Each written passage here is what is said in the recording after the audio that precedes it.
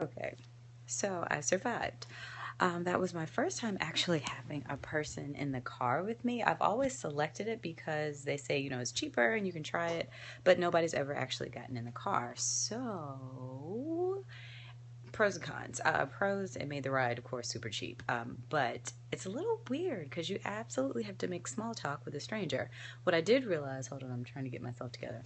What I did realize is that, like, when you open the app while you're riding, it tells you, like, you're sharing a ride. Like, her name was Tiffany, so it says you're sharing a ride with Tiffany. So at least I guess it gives you some safety of if the person is a psychopath, that's who it is. And I noticed when I got in the car, the driver was like, oh, it's a female, like, someone else. So I don't know if they try to match like women to women.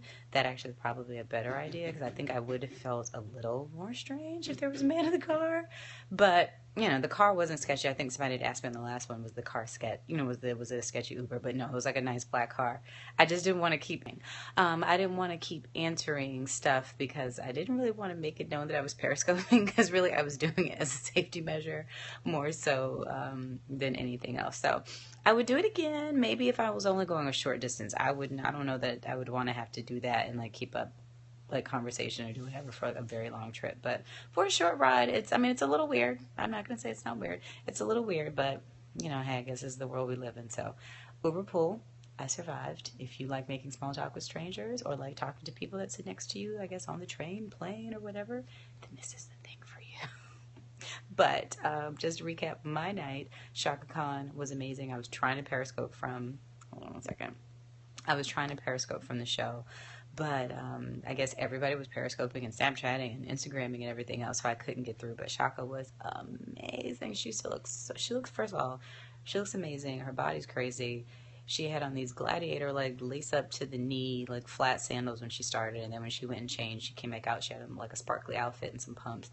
But she looks so good. Her vocals are so great. The band is awesome. Like, it was such a good show, and it was one of my solo dolo nights because I couldn't find anybody to go. But it was Shaka Khan, and it was free, and it was in the park, and it was 10 minutes from my house. I was like, if I've got to go by myself, I'm going. And of course, I found a nice group of gay guys that loved the poncho that I had on tonight, and we made friends. So I was okay. So it was a fun night in Brooklyn by myself. So see you later. Night night, guys. Oh, do I have a lot of friends in NYC? I do have, like, my sister lives here. I have cousins. I have friends. But it was just one of those things of, it's like the time of the show. The show was at 8.